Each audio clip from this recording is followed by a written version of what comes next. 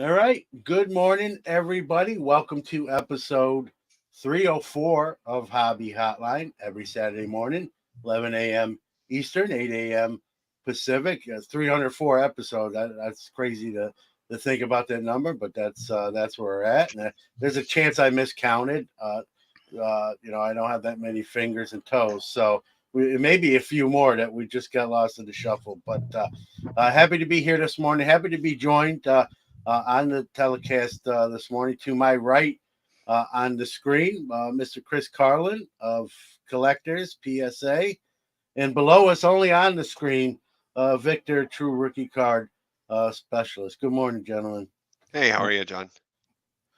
Morning, John. I don't know All what right. happened there, but I had like a power spike, and that's never happened before. It's so weird. So maybe Yeah, that's a well, sign of good things. hopefully it doesn't happen again because we don't want to lose you. We're going to tackle some topics today. I think we'll start off with um, the the Major League Baseball has announced they're going to recognize the Negro League stats. We have some legends of baseball that are getting their just deserves with the numbers they put up. Josh Gibson, arguably one of the greatest catchers, if not the greatest catcher ever to play the game. I guess I'll ask you guys, the hobby impact of this. Do you think this is will help? It'll just be what it is. Like they didn't hit any additional home runs or hit higher average, but I think I'll just speak for myself real quick and say, and I support. I agree with this. I think it's important. It's not their fault they weren't allowed, obviously, to participate at that time in Major League Baseball. Um, where I'll differ, and I'll say that after hearing your guys, is some of the in-season records because they played a shorter season.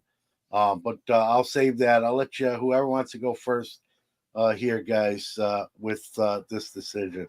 Well, I think it's great, and I haven't heard anyone being that upset about. There's some purists out there who are like, well, it's not even playing field, but at the same time, again, they never had the opportunity to even step on an MLB diamond. So I think it's great. But what I'd love to see is more MLB doing more to educate folks on who these players were and why they're relevant. I turn on MLB Network sometimes, and I'm getting The Sandlot or Naked Gun, and while they're baseball movies, it would be great to see them create some type of programming that talks to who these folks were, because the hobby impact isn't going to move or shift unless there's more education with regard to who these players were and why they're worth collecting.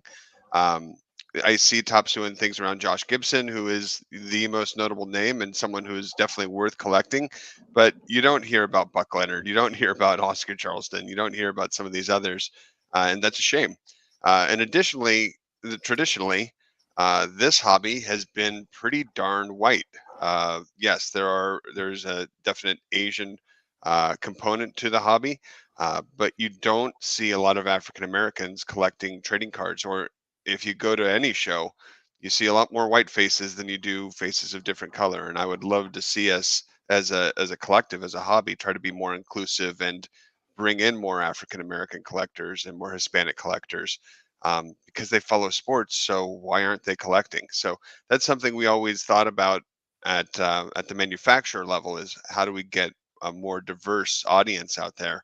And it's tricky because it's collecting is really something that is brought up. You're brought up into it, and it's something that is instilled in you at a very young age. And if you miss that opportunity to collect with your dad or brothers, it's hard to get you to do it later on in life. So as an industry, I think we need to do a lot more there too. Yeah, I agree, Chris. But Victor can chime in here. Either piggyback what Chris Yeah, said, yeah. or just Great, overall. great points. Great points. I struggled with this one at first, and not so much because of I'm just wondering, like, who who was advocating for this? Was there like the Negro Leagues, were they advocating to because I like the aspect of them having their own league, whether yeah, they weren't allowed, but okay, but because of that, we're going to do our own thing, and I liked that concept of them being strong enough to start their own league, and now combining the stats. There's a lot of right. How many games was their season? Generally 60. A lot of times it Yeah. was. I guess the safer way to answer that question is just to say less than 154, 162 that Yeah, we're accustomed to on the Major League Baseball. that's a Side. significant difference. That's a Yeah, significant difference. And how good would them players have been if they had to play 154 game season over the long run? There's just I like the idea that we're acknowledging their stats. That's cool. We're acknowledging the league. I think that's cool. I just wonder who advocated for this.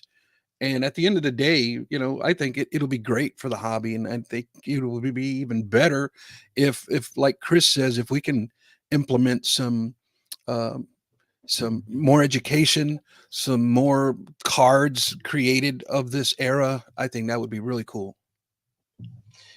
yeah, and that's the thing, Victor. Well, to answer your one question, I'm sure he's not the only one. I know Bob Kendrick, president of the Negro League Hall of Fame, is a big proponent of getting this done.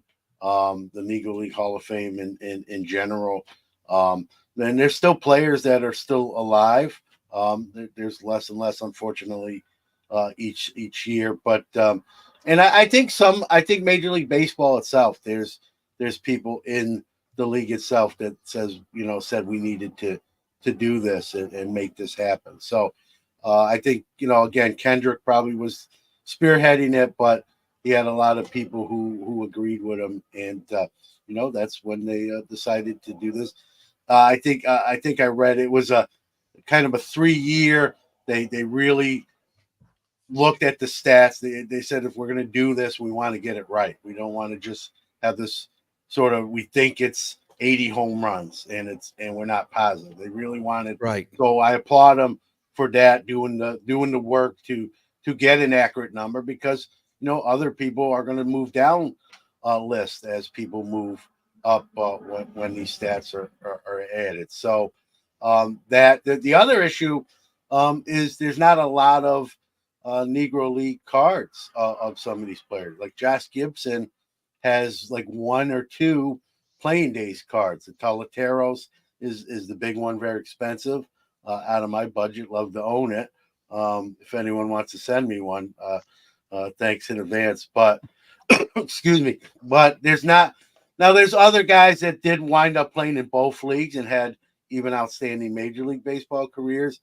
And we have seen, not that it's all about price or what cards go for, but since this announcement, we've seen some of those players' cards go up respectively, on auction sales and sales in general. So there definitely is hobby impact. But like Chris says, and you said it too, Victor, I think, that's great. Major League Baseball acknowledges the stats, but like Chris said, we need a little more focus on those accomplishments and why those stats should count as major league stats, especially for the younger folks in that love baseball or the hobby of baseball. Yeah, So and I feel to learn more about these guys. John, I can respect it more if it was something that was being lobbied by the Negro League Museum or what have you, by the people behind that. If they were advocating for that, I'm all for that.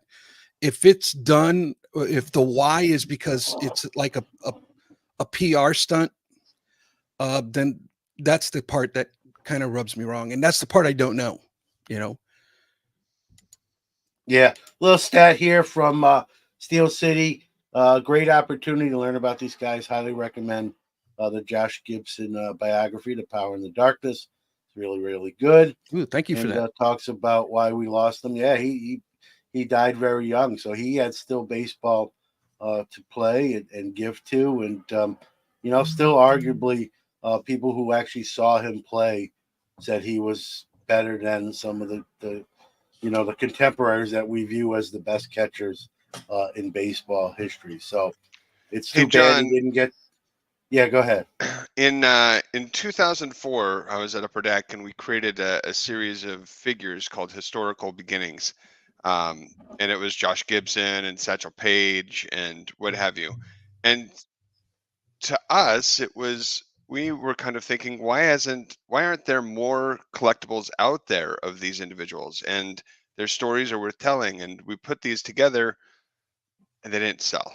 They just sat there because there's just not enough awareness about Josh's life and Satchel's and what they went through. And the one thing I will say for sure is the style of baseball they played was really exciting. Like again, why isn't there a League of Their Own type movie out there for the Negro Leagues and more on what they did? I hope that this is the start of something that the first domino falling to raise more awareness about what happened there and why it was so unique and different and special and worth regarding these players and collecting these players. So hopefully we see more of this, and it's not a PR stunt. It's something that is right and is long overdue, and finally they get their just due. So hopefully we see the price on these collectibles Upper Deck made 20 years ago start to go up.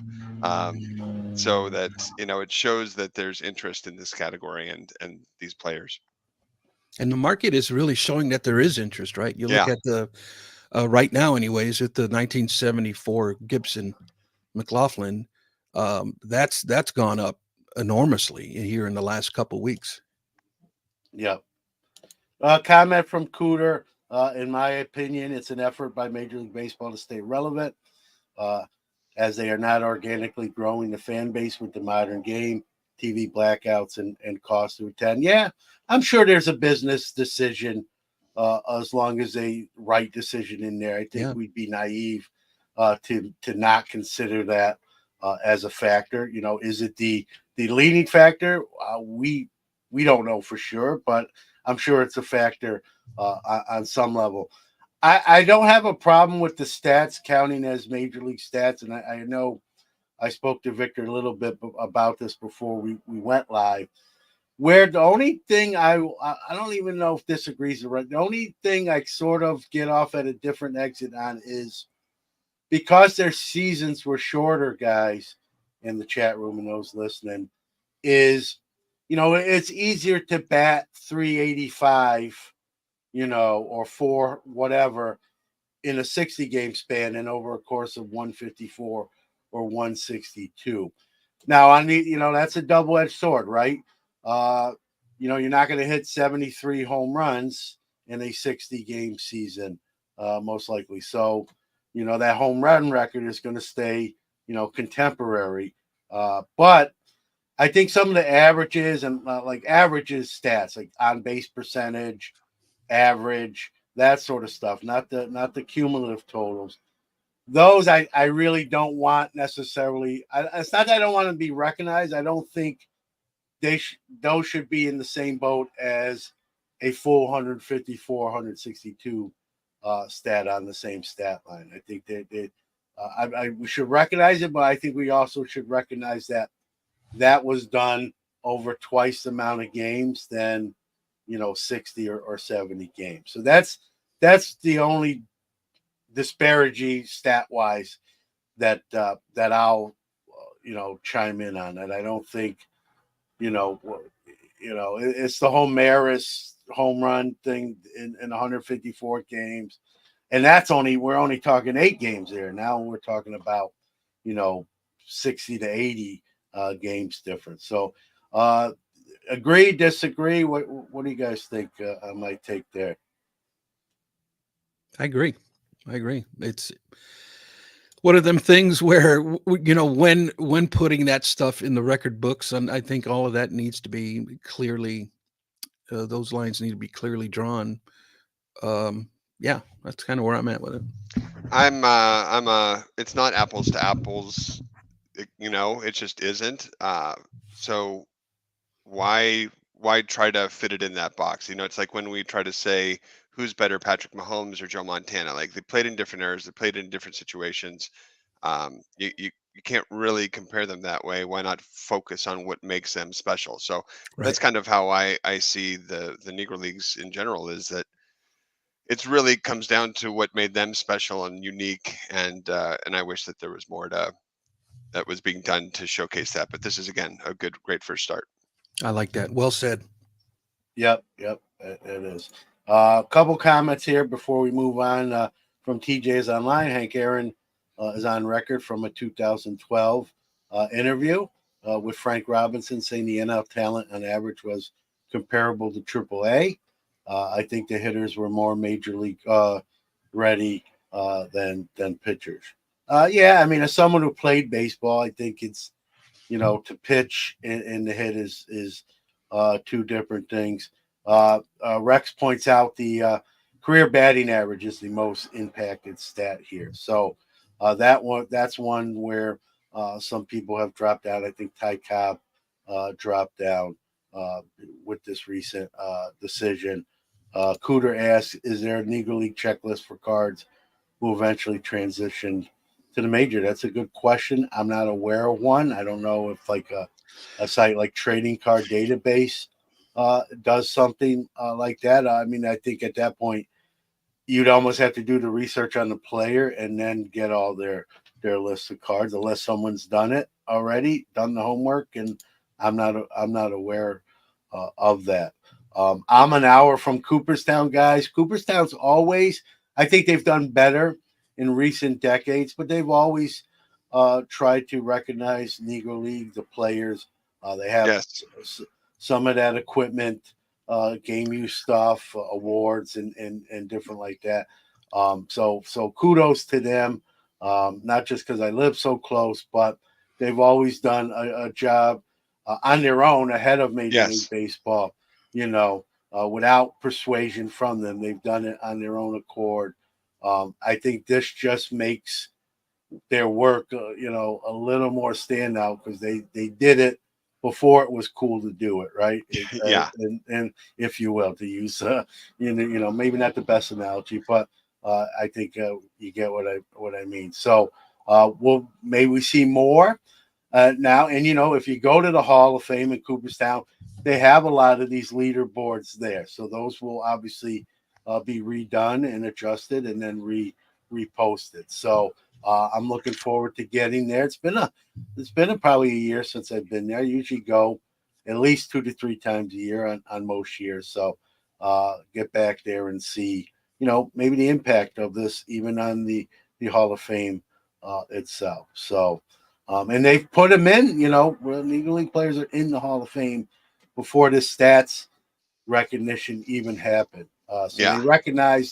they recognize talent and contributions over a stat book. And again, hats off to the Hall for being sort of ahead of the curve on that one. Any last comments here, guys? Yeah, I do. I got a couple on Cooter Lev's comment. I know Horatio Ruiz, who is a writer for Sports Collectors Daily and also a part of Hobby Hotline.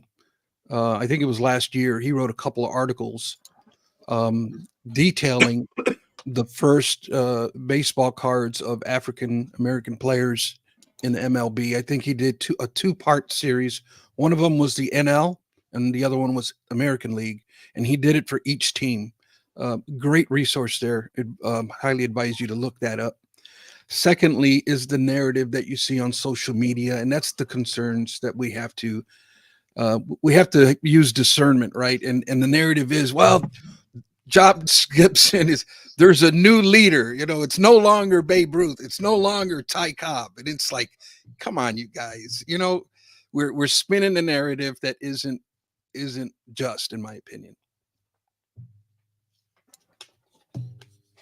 My only thing, like when we talk about record books in sports, right? I think I don't know how many people would disagree. I think baseball is, when we think about baseball records, right? It's some of the few that we know without having to look up, right? We know the all-time single season home run record, whether you want to argue he did it the natural way or not. We know, 56 game the hitting streak. 56 Yeah. is, yeah.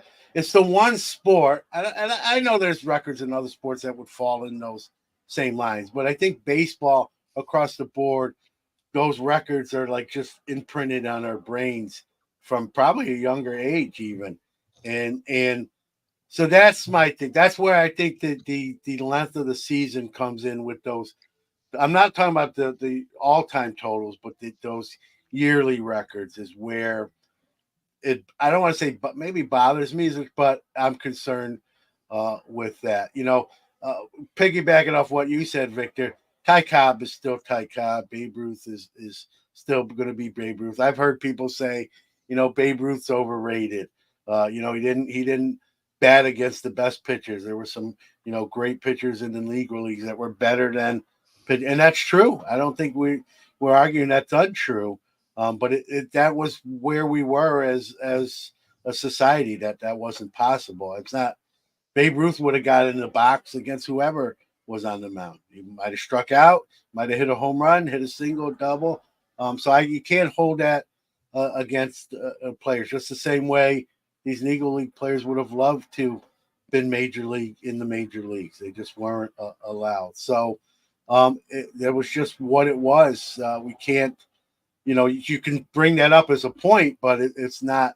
The players had no control over who their competition was.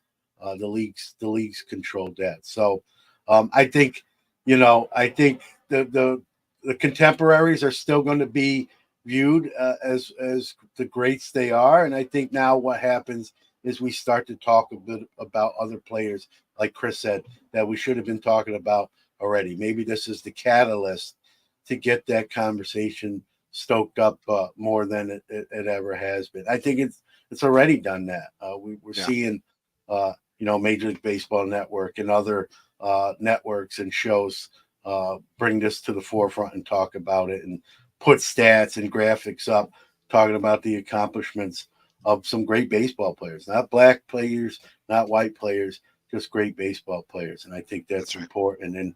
And kudos to Upper Deck for, again, you guys being ahead of the curve when you did that, irregardless of sales or not sales. It was just the way you felt about the sport and who you should be represented about it. So, all right. Anything else? But I don't want to let's see. I got a couple more comments and then we'll move on. Saber Baseball Cards websites has had several articles about collecting Negro League players who transitioned. So there you go. Another resource along with Horatio. Hank Aaron had 9 home runs in the Negro Leagues, meaning he is the all-time home run king with Negro League stats combined. And I like this comment, right? We can honor Josh without dishonoring the Babe. I bet they're playing a great game up there, right? As we speak, right? And I think, go ahead. I was wanting to just know if anybody in the chat or us, but if anybody picked up the Tops Now card, that special commemorative card they put out. It's a really nice looking card. They made it available for 7 days, but I don't know if that's still up. I meant to pull the trigger, but I was not in a position to purchase a card at the moment. But that's kind of cool. The other one is, the narrative that the 74 McLaughlin is the rookie card. That's concerning to me in a lot of aspects. But he does have a couple of postcards out there, 1931 and in 1964. He also has the 1950 Toleteros, as you referenced earlier. So in by definition, even if we look at a player's first card, the 1974 McLaughlin is not his first card. And if we look at it through modern day standards, it is not a licensed card by anybody. It's a homemade card. You look on the back of it, it doesn't even tell you who printed the card. It's from a little 36 card set released in 74. I can't find any history on this company or this person who made these. So it's like, were these things made in a at home, or I don't know any history on it. I really dug deep into the trenches on trying to find out, and I couldn't find anything. So To call it a rookie card it's a stretch, but it's okay. All things considered, it's probably the card that is most widely available to the hobby, right? It is At the affordable, at at the the most you affordable you level. could have picked it Other up a than the lot top, cheaper. other than the Tops Now card, you probably just Yeah. So I alluded respect to. that aspect of it, but on the collector side of it, it's a butt ugly card. I'm sorry. It's Yeah, not. yeah. Well, It's it's not. just like it's animated, right? Like some of the things that are coming out now. Again, it's for a lot of people don't realize one of the hardest things for trading card manufacturers and probably for McLaughlin at this time was there's not a lot of images available for the Negro Leagues, Right. unfortunately. And Yeah. imagery is what makes baseball cards go. Man, that's And a good point. if you can't find that, you're kind of stuck. And we've gone to lengths before of reaching out to family to see if they have photos that you could use Wow. and things along those lines. But unfortunately, there just weren't a lot of photographs taken, and so it makes it even a tougher hill to climb now that so much time has passed. But there are things that we can do, and certainly if you're creating an image that is drawn or animated or painted, you can do it a lot better today than you did it in the past. So I'm hopeful that there is an investment that you have to make in hiring artists and things along those lines, and there's more time built into that because you don't want to rush them. You want them to do a good job. But a painted set of the Negro Leagues would be really, really cool in my opinion. So that's a free All one right, for so every Chris, manufacturer out there. this set exists. Unfortunately, it's a lot more expensive now than when it first came out. So Craig Greinler um, did this, Yeah, I think, 5 or 6 years ago, Huh. which is a Negro League. It's the Negro. It's for the 100th. It's for the 100th yeah, anniversary of the league. I think it's is it 200 cards? It's close to it, if not. They only made 5,000 of these. They're actually each set is numbered. I don't know if you can see that on the back. Um, Mhm. these things were very affordable. I think they were yeah, 30, $40 when they released them. They are much more now. I bought two sets, one to keep sealed, and I have another set in a binder to look at the cards. My guy Jackie Robinson, obviously, in there with a lot of other great players as well, Josh Gibson and more. It's a great set. I like, but piggybacking off what you said, Chris, I'd like to see more some mainstream and some of our now mainstream Right. releases. Products. Right, Yep. this was a set that was just, hey, go to the website, order it type of deal. When they're yeah, gone, they're gone. So they're sort of limited, but more of a mainstream release, whether it be an insert set in Tops or whoever. That way we can more people can learn about it. Oh, I'm sure there's going to be a slew of Yeah, product coming up. I think so too. There'll be Yeah, thousands upon thousands yeah, of Negro League cards here in the next year. yeah, yeah. So we'll see. We're gonna see, and that'll be a good thing, right? And if you Sure. if Sure. if you want to buy it, you can buy it. If you don't want to buy it, you don't have to buy it. But at least give these guys recognition and get their accomplishments more out in the mainstream as it should be. So, all right, guys, we're gonna move to our next topic here, which is the NBA Finals are going on in both the NBA and NHL. We've got the Panthers who beat my Rangers. I'm trying to hold back tears here. Playing the Edmonton Oilers, and on the NBA side, you got Boston versus Dallas. I think the thing that stands out to me, Chris and Victor, is you got a lot of guys here looking for their first championship rings. A lot of superstars, right? We put as sports fans, as collectors, we put a lot of emphasis on how many rings does he have, right? Is he never won a ring? The old Dan Marino, he's never best quarterback, never to win a Super Bowl ring. On the hockey side, I'll start there. You got arguably the best player. I don't even know if it's arguably. You got the best player in Connor McDavid, who's vying for his first Stanley Cup. Uh, Again, I'm a Ranger fan, but if I have a rooting interest, I kind of want to see McDavid, who's been a great player almost every year since he's entered the league, get. And he's had like he's sort of like the Mike Trout of hockey. Like he's a great player, Yes. but not a lot of postseason success. Not because he played bad, just because they didn't get there a lot of times. Now he's starting to get some supporting cast, and here he is in his first final. So if I have a rooting interest, I'd like to see Edmonton get it. And in the NBA, you got Tatum in Boston and that supporting cast, and on and Luca and the Dallas Mavericks. So we know this has a hobby impact. Just some of your thoughts when we talk about winning the championship, hobby impact, and the sports impact too, right? It's all interconnected. Yeah, this is a big one for Connor McDavid in particular. Yeah, there's so many people who've invested in his cards for so long, waiting for this moment.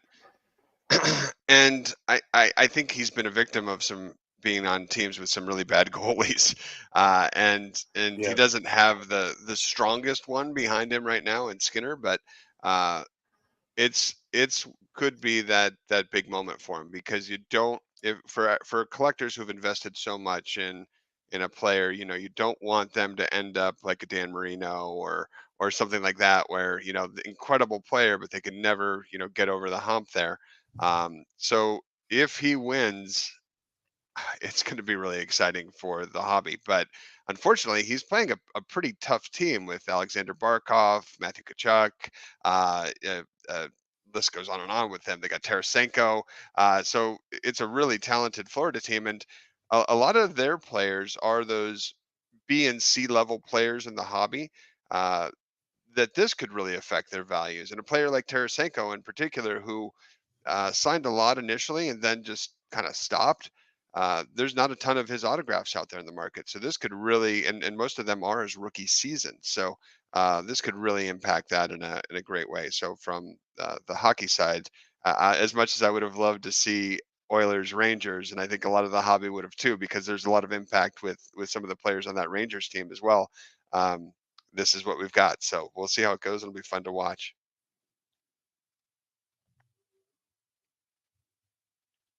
You're muted, John. Victor, just the impact of what a ring means. It puts the player on a whole nother level, another stratosphere, right? Hmm. When we talk about rookie cards, which is right up your alley, right? Hmm. Hmm. McDavid is the greatest player in hockey right now, but he wins a cup and holds that cup, or his cards, which are already not cheap, are going to get less cheaper if pardon the not proper English there, but we've seen the impact of winning a championship can have in the hobby. Chris makes a great point too. Some of the other names that are just on the cusp and are great to their teams, but what a championship will get them more recognized and more recognition again. So the thing that stands out with the four teams in these finals is you don't have a lot of. It's not Jordan with a bunch of rings already, or LeBron with some rings. You got a lot of Yeah. like people. So these are going to be, not that they're not hard fought, but I think people are hungry. Players are hungry here to get that first championship. So I'm looking forward to some seriously competitive, games here on both sides of these. Yeah, Yeah. and That's sorry, good. but similar to McDavid, I mean, we've got the same thing with Luca, and Yep. for his market, the card market on Luca has really just been, a Yep. crazy train. It's been like GameStop stock. So it makes you kind of crazy. But to see Dallas get a victory and to see him, he's got a much tougher road, I think, than Connor McDavid against the Celtics. But um, it's really exciting to see what this could do to some of the values that, again, a lot of people have speculated on these players for so long, hoping that they could have this moment. And I also think it's going to be really interesting to see if Dallas wins and Lucas cards go get a surge, or if Oilers win and Connor gets a surge. are people going to hold them or are they going to sell? I think there'll be a few people that will take some relief and sell some. But I think these are two players that people are probably going to still want to hold too. So that'll be another interesting uh, aspect of this too. Yeah, and I think it's as far as hobby impact, right? It's like when you study the cards of the greats, stats are cool, but when it comes to values and legacy, it comes down to the rings, man. How many did you win? How many did you lose? I think is very impactful on the hobby, and I love the scenario that's playing out with the finals here because, like you said, John, there's very few superstars that have a ring here, and I love that aspect of it. That's what makes every game so exciting. Every minute, Yeah. I was watching Game 1 of the NBA Finals. Porzingis, where did that guy come Yeah. from? My goodness, did he light it up? And it's Yeah. stuff like that when you see the guys that you don't expect just come out of nowhere and just light it up. It was exciting. And I think human nature too. We kind of want to see someone who doesn't have something get it right. As Yeah, much as we loved, and I know this is your backyard, Victor, seeing Jordan win. There were people who were like, "Oh, Jordan again!" Like right. Yeah. Yeah, I'm that, sure. Absolutely. Yeah, that like I've seen this movie yeah, before. I want to see a different movie. So there's two camps there, right? For the camp that says, "Hey, I like seeing great athletes win their first ever championship." Both of these finals like check those boxes for those folks. I actually count myself in that, like seeing superstars who put in the work the off season, obviously during the season.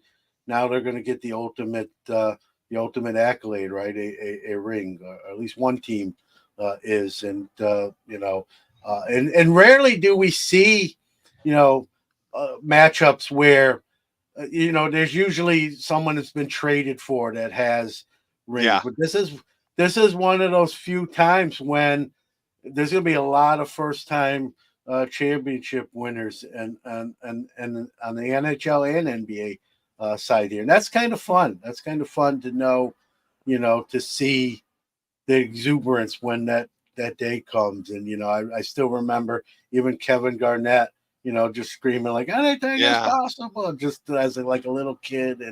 And so that's going to be the fun. I'm not a huge NBA guy, but this series, this matchup has got me more intrigued than maybe another one would. yeah. So it's going to You be know what else is really nice interesting. about this is it's got that changing of the guard aspect a little bit. We don't have the Lakers in it. We don't. I mean, Celtics Yeah. are that iconic franchise, but for the Mavs to be in, for the Oilers to be in, for the Panthers, I know they were in the final last year, but they're still not deemed a hockey powerhouse. So it's exciting. It's fun as a fan to watch someone different.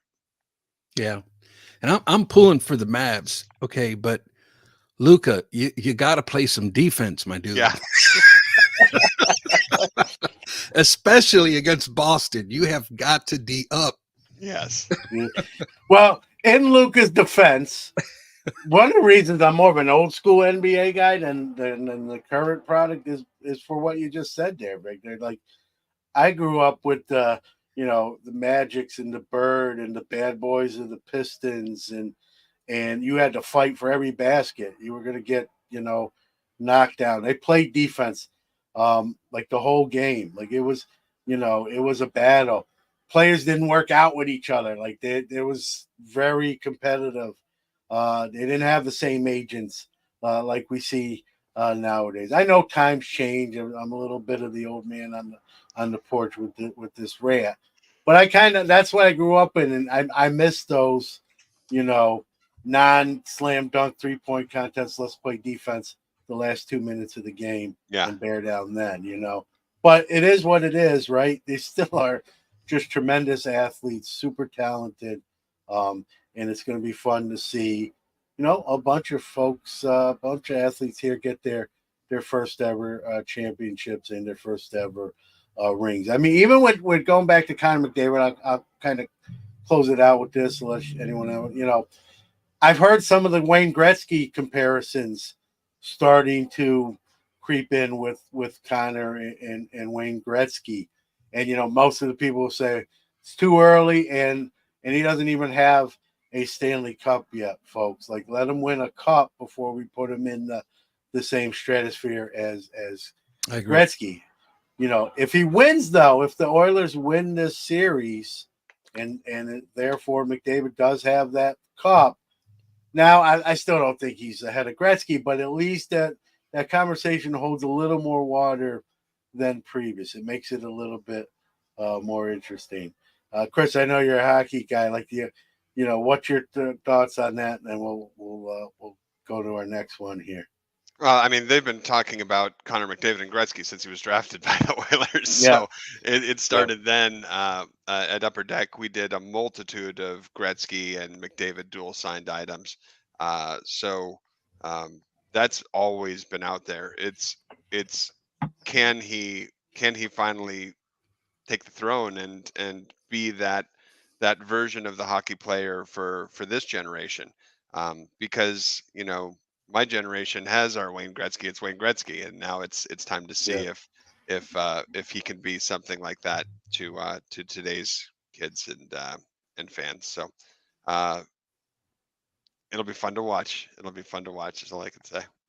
Yeah, it'll be interesting to see the how, because these series are going to get over, and then in a month or a little over a month, we'll be at the National.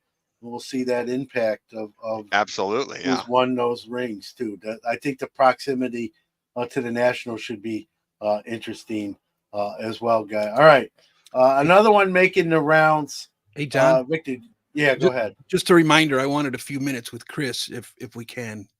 Don't forget about yeah, me. no, we'll get there. All right, so our next topic is this one.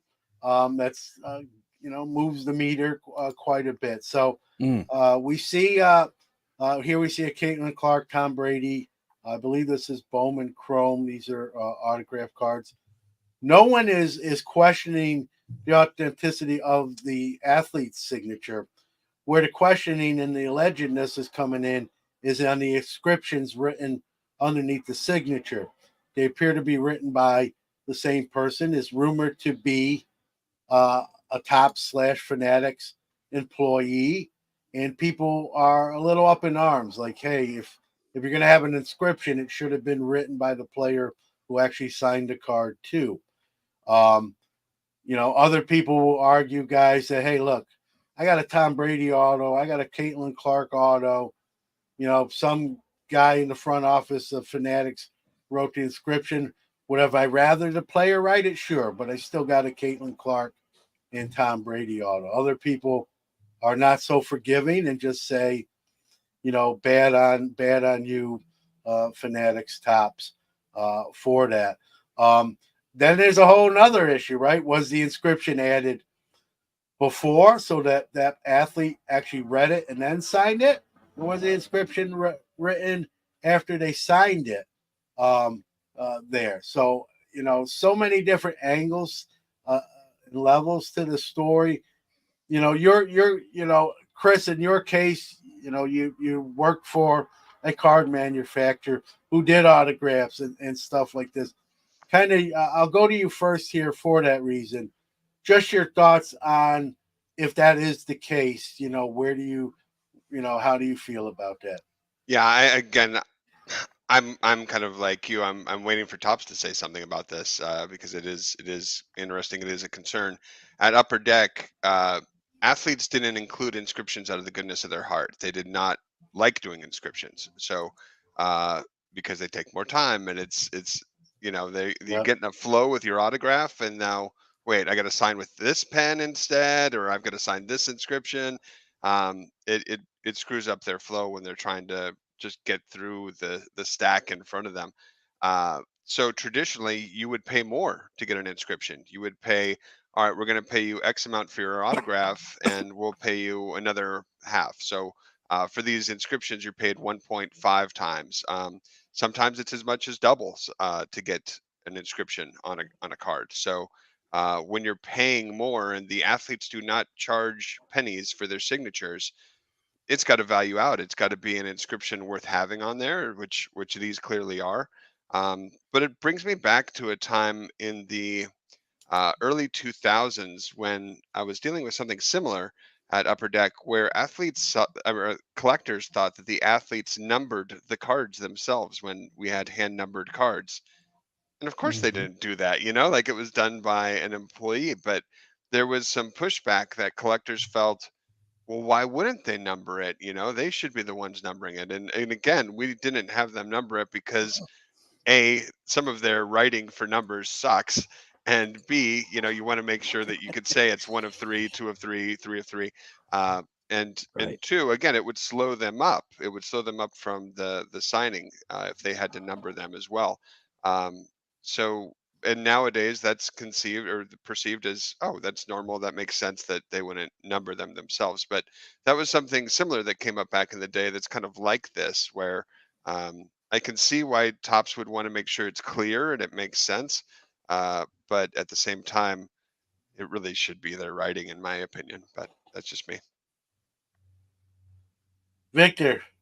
Yeah, this is kind of a letdown to me because to be honest with you, when I saw the Tom Brady, I guess I didn't give it any thought, or perhaps I was naive enough to believe that this was actually Tom Brady who wrote this inscription. So to me, they kind of caught me with the veil over my eyes, and it's like, oh wow, really?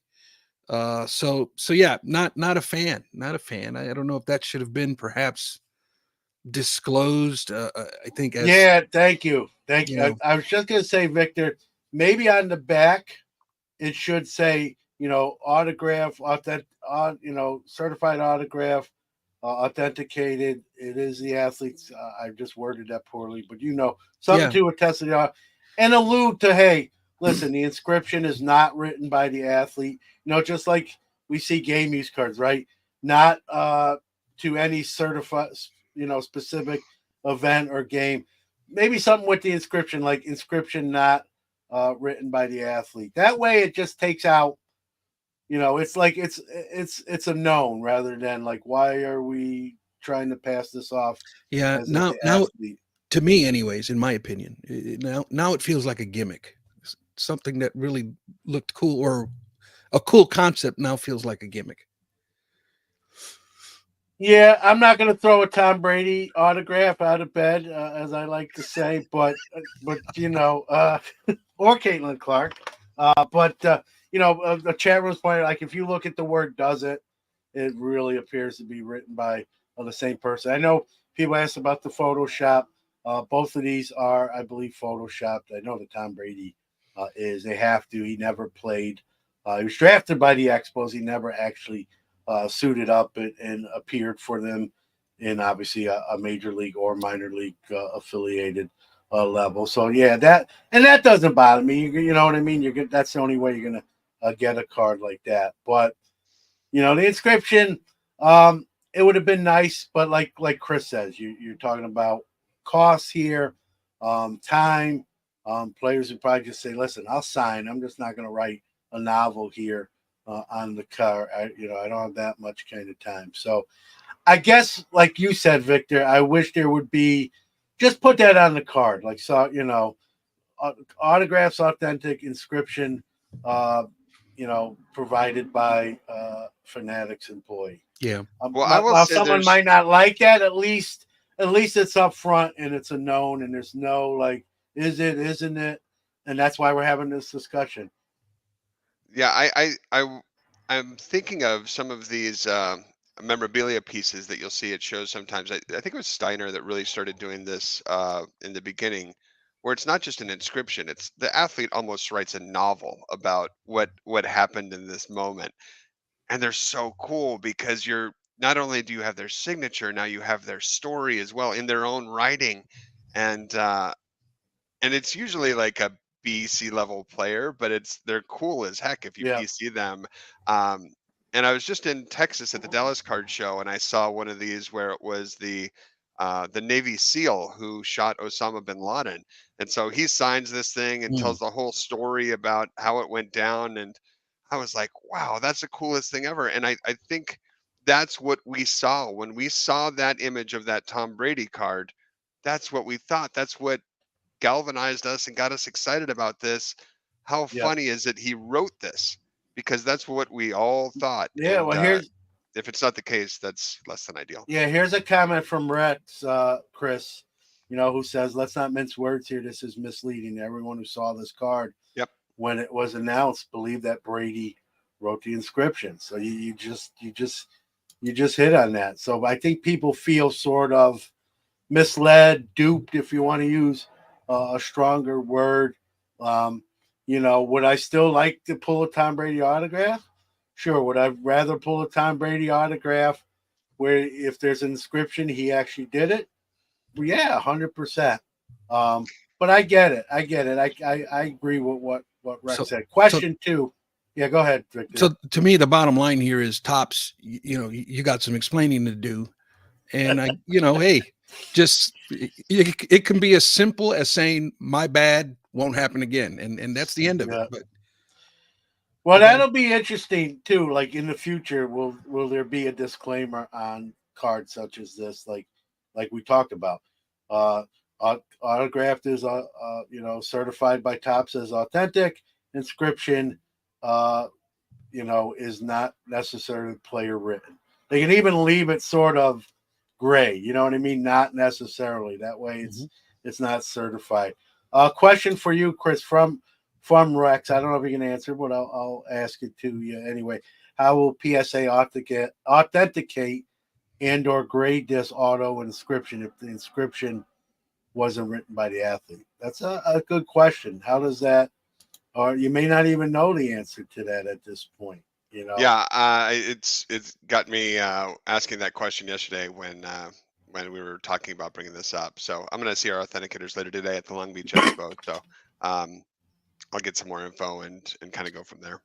But yeah, traditionally it's got to be in their writing. So that would be a concern if you couldn't holder these cards, So because these are the crown jewels, so to speak. Yeah, there's a comment too. Tom Fay says Belichick has inscription cards. It doesn't seem like one would who would enjoy writing those. I don't think he'd enjoy signing them, let alone the inscription either. But yeah, it's definitely it brings a new dilemma, and how do you handle that? And like you said, Victor, maybe Topps/Fanatics here is going to learn a lesson here, and we'll see something different. And whether that's a disclaimer or maybe they don't even do the inscription and just leave it to the auto alone. So we'll have to see what comes of this, if anything. All right, guys. The last thing I know, Victor, you want to ask Chris a grading question, but SGC, which is owned by Collectors, the parent company of PSA, and now SGC, they announced their $12 basketball special. They are going to getting closer to that 5 to 10 business day turnaround, which they kind of escaped them as more submissions were going to them. Full disclosure and transparency, I'm a bulk subber for SGC, so I can attest to how their return time slowed down. My last order, much quicker than the previous one. So they're starting to get back into gear. Just the first thing, working for PSA, since the acquisition, Chris, what's, what have you noticed like internally? Is it positive vibes? Is it, what are kind of the feelings in the building, if you will? Yeah, there was some thought that okay, maybe with this acquisition, um, we move to be one happy family, what have you. But there are big distinguishing factors between what SGC does and what PSA does, and especially the fans of both companies and the people who use the services of both companies. We've done some deep digging into who they are, and they're not the same. So it's not as though I mean, there's just people that prefer SGC to PSA, and many people who prefer PSA to SGC, and that's fine. Different strokes for different folks is something that I've always believed in this hobby. You will never be able to please every collector. There's just too many different collectors, and we all have different likes, wants, and needs. So I think it's great that we have at collectors let SGC be SGC, and there has been very little uh, meddling into their world. You know, we're giving them a lot more support and providing some definitely some advice on how to run the business, but ultimately it's them running their business. So I haven't been involved in anything SGC, which is it's music to my ears because it's I've already got a lot on my plate, but it's also it's fun now to see them at a show and be like, hey guys, what's up? How's the show going for you? You know, what's happening?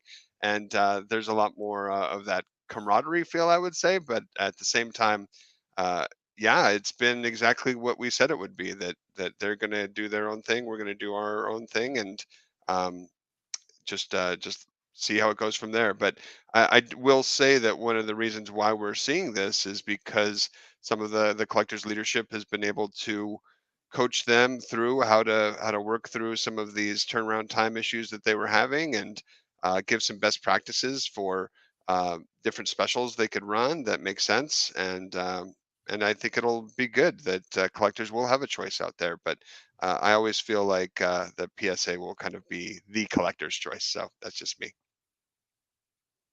Yeah, and but I'll let Victor go. I just want to say it's funny.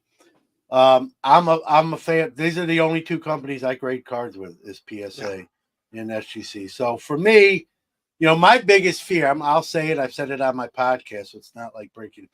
My fear was someone like Fanatics would have acquired SGC for two reasons. Number one, to me, it's a conflict of interest when you have a card company grading their own cards right off the bat. And it would have, that being said, it would have ruined. I wouldn't have submitted to SGC. Like I have, some morals and standards. That would have been as much as it would have hurt and been painful. That would have been my end of that relationship as a bulk subber, as a subber in general. Forget the bulk sub. And so um, that's. I'm glad that it worked out the way it did. I get it. I'm sure you're getting these questions too, Chris. What's it mean 2 years, 3 years down the line? It's hard to say. Like we'll have to wait and see. But like you said, I've talked to the guys I talked to at SGC. They say, "Hey, we're running the company as we have been. We're Yeah. under a different, our checks are signed by a different person, basically, to put it in layman's terms. Yeah. But it's business as usual. I think it helps them. Not that they were doing pretty good, but I think it gives them even more. I think arguably, it's the 1 and 2 grading companies in my book and in many other people's books. Well, I So will say this, I've been in this industry a long time, and I have never seen the influx of um, not only capital, but of people, quality people that Nat Turner has brought uh, into the collectors organization. And it's one of those things that is, I'm sure there'll be books written about this at some day, and maybe even movies. But you often hear people, especially guys, of us dreaming of what we'd love to do when we get older. And usually it's like, I'd love to own a bar or something like that where you could get all your friends together. But for Nat Turner to uh, love cards and then take over one of the largest grading card companies in the world, and then a few years later take over SGC as well, like it's incredible. And the he brings that passion to the office every day about every item is special, and we need to have a collector obsession, and um, we need to get it right, and all these fundamental values that are so important to us at the collectors organization are really driven by a collector at the end of the day. And that means something. I think it's really special when uh, you have that person who is in charge, who is passionate about it and eats, sleeps, and dreams about collectibles. So it's a pretty cool place to be. Feels like a 40-year-old startup to be quite frank. You're on mute, John. Couple comments. Some people don't like grading, right? It's not their thing. They can, I have 40,000 cards, not going to grade them. To each their own, right? When Yeah. grading first, when grading first hit the market of the hobby, I thought the same thing. I've obviously done a 180, and that's fine. Whatever side of the aisle there's no wrong way to hobby unless you're doing something illegal or not above board. So you like grading, awesome. You don't like grading, that's awesome too. So I'm not, this is Democrat, Republican, different strokes for different folks, like we always say. Exactly. So I just wanted to comment. I'm not going to put the comments up. There's a few of them, but I did want to touch on that in fairness to those folks. Like I'm not ignoring you. I was one of you. I just admitted that many moons ago, but not anymore. But I would say this. I would say, there's been so much talked about grading over the years. I think the process is a lot different than it used to be. I think it's a lot easier. We've removed a lot of the friction that exists. The integration with eBay that PSA is about to launch is pretty dang incredible, and gives collectors a path to liquidity much quicker. You're not. I always feel like the only person really winning in collectibles is the shipping companies, because we've got to ship things here, ship things there, and they're always getting their money. But I would say if you've never graded, give it a try this year. Grade one card this year, and it doesn't have to be from PSA. Just try it out, because the process is so different, and there's something really special about the reveal. Whether you do it online or whether you do it from the box that you open, it is very much a secondary pack opening experience. And to see the excitement of someone pulling a Gem Mint 10, or even if it's a vintage card, getting a 4 or 5, it can be really exciting. So just try it once this year. I would say pick your favorite card and have it graded. So that's my 2 cents. All right, Victor, you're up. All right, we're going into overtime today, gentlemen. Yeah. That's all right. That's not a big deal.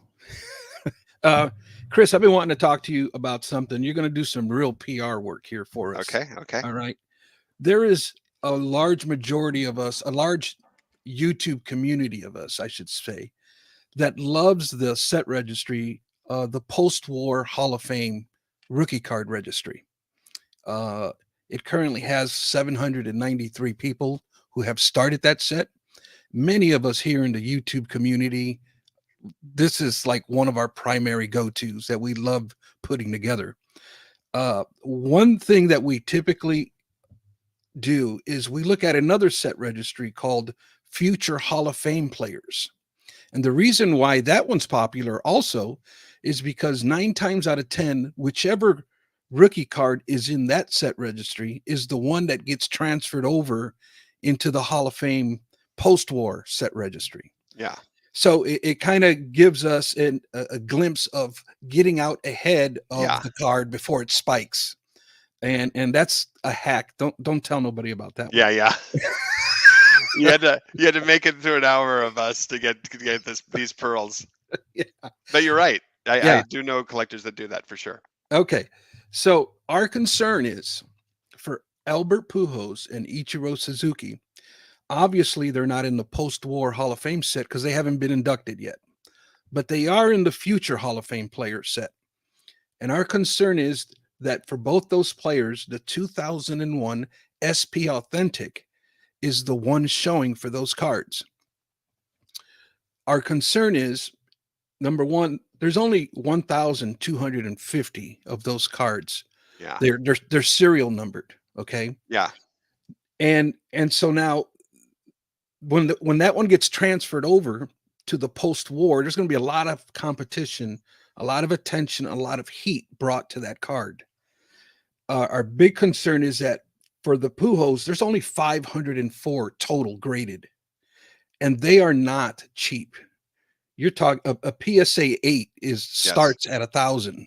Yeah, and there's just not a lot of them available. So our question is that going to be the card chosen for the post-war Hall of Fame? We're hoping that it's not.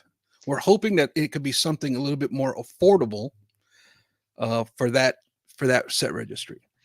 I don't know. I'll Yeah. have to check on that because I have seen that. I know what you're talking about, but I do know that the set registry team will sometimes open it up with different cards as well. Um, to make it more inclusive and more so that everyone could accomplish the uh, the set registry challenge, so to speak. So I don't know. I'll check on that and get back to you. But I do know that that's one of the, again, another aspect of grading that people don't think about is, you know, yeah, I've got it in the slab, but now there's this whole other secondary community that exists that are really invested in our set registry. So Mhm. one of the things that makes grading fun is, again, not only do you have that secondary pack opening experience, but you have this opportunity to chase cards in a different way. You don't have to put it in the set that the manufacturer made. You could put it together in the sets that are available through PSA set registry. So there's a lot of work being done on PSA set registry right now Good. to make it more robust, more of what you're seeing us do on the PSA side for submitting cards easier and quicker and taking pictures, and it scans and it fills out your submission form for you. So I'm really, really excited about what's coming for set registry, and it's really going to kick off at the national with the set registry awards and dinner, which, John, it's so funny. Like I talked to you how this feels like a startup.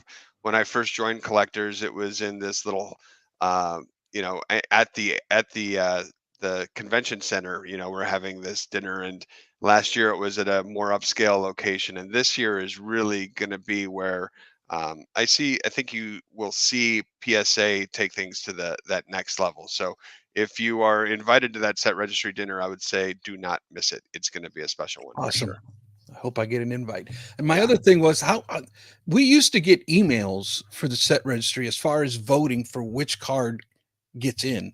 Do you have that? Has that system changed now? I haven't gotten an email in ages. That's what they're trying to create is how Okay. can we create a more uh, an environment that's easier for members to give their voice to what they want, who they want to see in sets and things along those lines, and which cards in particular. So Yeah. Yeah. there's a lot of that that's going on right now. That's going to be really cool. So Awesome. I think we're about 9 months away from seeing some of the first things there, but there'll be a lot of announcements about changes to set registry when they come, and they're all designed from that collector aspect. One of the things that's really interesting to me uh, that that I think makes our company so special is Ryan Hogue, the president, actually met Nat Turner on the Collectors Universe message boards Mm, for the first time as they're building sets and things along those lines. So again, it's really cool to work at a place where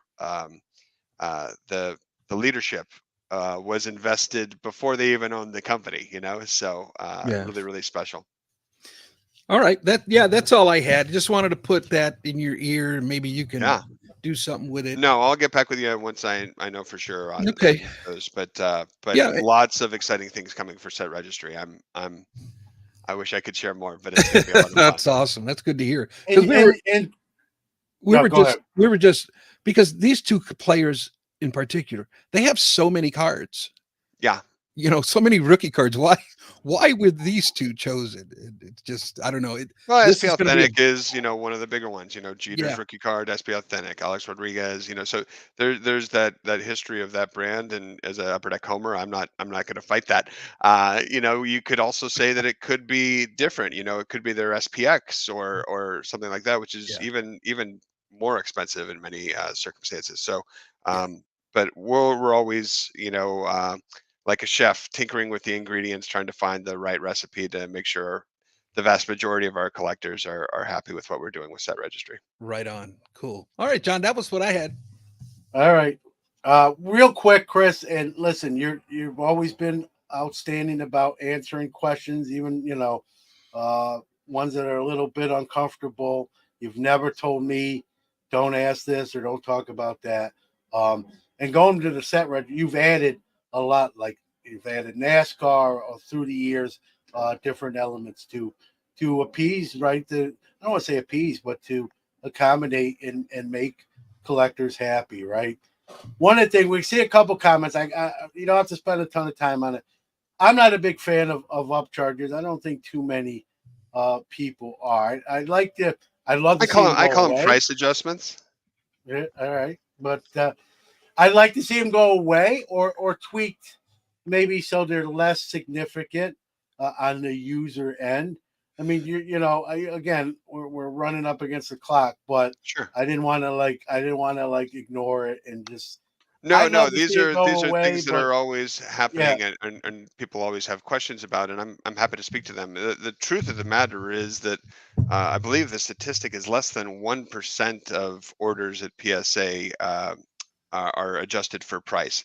And traditionally, it's because the customer puts it in at such a low service level that um, it just doesn't make sense. So when you have cards valued, and we have a very comprehensive grade guarantee at PSA, um, where if there's ever your items ever called into question or there's ever issues about it, we pay out on those, the current market value. And it's a real challenge to keep writing those checks.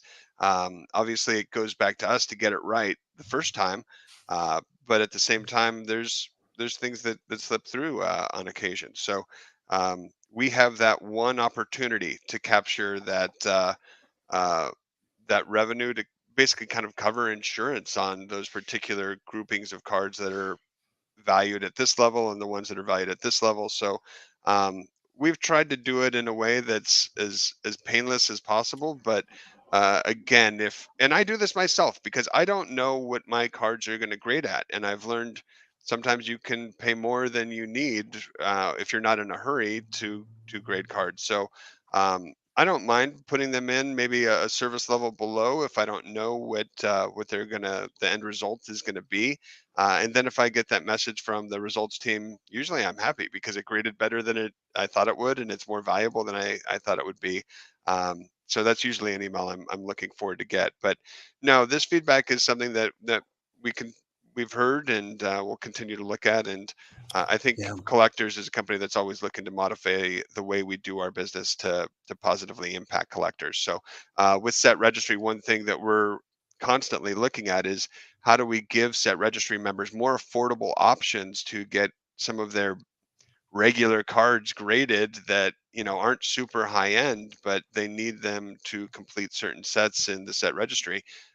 So you'll see specials that come out for a lot of vintage sets, but usually we have to do it by decade because the last thing we want is to have a situation uh, that got this company in trouble in the beginning, which was having too much in the pipeline. So we very carefully manage those specials in a way to keep that pipeline full, but not bursting at the seams. Now, Chris, to be clear, when you say that those upcharges are for insurance, is that for in the event that it gets lost during shipping, or It's in that, the having it in the facility is one thing where, yeah, if anything were to happen to it, but our process is so good, it's seldom that happens. It's yeah, usually if there's issues as well with the item being deemed counterfeit or some issue right. coming up later down the That's the point. lines that That's the that point I that we wanted to really make. stand behind. And other companies don't. It's very important if you Right, are going to get graded that you know what you're buying. right, Because it is a service, but once it's in that slab, there's a reason why PSA cards sell for decisively more right, than others. It's because we stand behind the card in that right. holder. And S- if there's ever an issue, we'll be there for you. So 3 or 4 years ago, when this trimming scandal broke out, Yes, you guys were refunding people for that scandal that was happening, correct. and that's what other companies don't offer. And those weren't small checks. It's Yeah. not an inexpensive thing.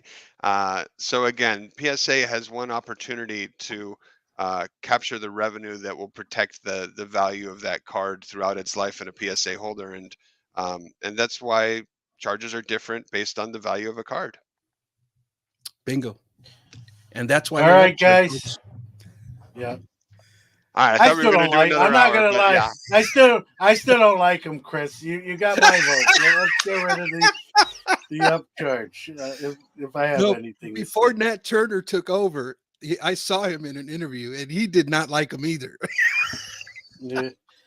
Well, you know what I will say, what I love about this company is we're always happy to talk about it, and while it's easy to have easy conversations with people and whatnot, I like having more difficult conversations with people because I really think that that's where you learn the most as a company. So yeah, keep bringing difficult questions to us, and we'll work on solutions. There's a lot of really smart people at this company. I'm often feel like the stupidest guy in the room, but it's fun to be at a place where people know so much and are so passionate about getting things right for our customers. So excited to see what comes in the years ahead, and hopefully we can find a happy medium on some of these things for everyone. All right, guys, we're at the 76-minute mark. Thank you for both of you, Victor, Chris, for going a little overtime. Hey, John, real quick, can you tease what's going on with Hobby Palooza before we Oh close yeah, out? yeah. Yep, June 22nd. Thank you. In my old age, I'm forgetting that the hit. No, I'm excited certain about this. Yeah, June 22nd. As we have the last 2 years, Hobby Hotline will be kicking off the Hobby Palooza event. It is being run by different folks, but the same format. And so June 22nd will be an hour earlier than you're used to seeing us on a Saturday. So it'll be 10 a.m. Eastern, 7 a.m. Pacific, and that's June 22nd. We'll post links and all that good stuff as the event approaches it. And I want to thank the past leadership, the current leadership for including us, and to kick off that event is pretty special. I think you guys are both going to be part of that. I think Dr. Jim is going to try to make it on, and other all as many folks from Hobby Hotline as that are available. So thanks, Chris, for reminding me to not miss that, because I was about to. Full transparency there, but not Now on that'll be a purpose. fun one. But So set your calendars now and join us for that one. That'll be a great show. yeah, but we're not allowed to go overtime on that week. We're about 50 minutes. So we made up for the 10 minutes we don't That's right. get today. So but gentlemen, both of you, thank you. Chat room, anyone out there listening, thank you. You know, the show is for everybody. That's how it's always been produced. And you know, again, Chris, I said this already, but you've always very forthright and never said, "Hey, I don't want to talk about this or that," and that sort of thing. And that says a lot about you know, Chris Carlin, the person. So thanks as always. So we'll be back again next week, 11 a.m. Eastern, 8 a.m. Pacific, and then I believe it's the following week is Hobby Palooza. But I'll post more info as that event gets closer. So with that being said, we wish everyone a great weekend, and we'll see you next week.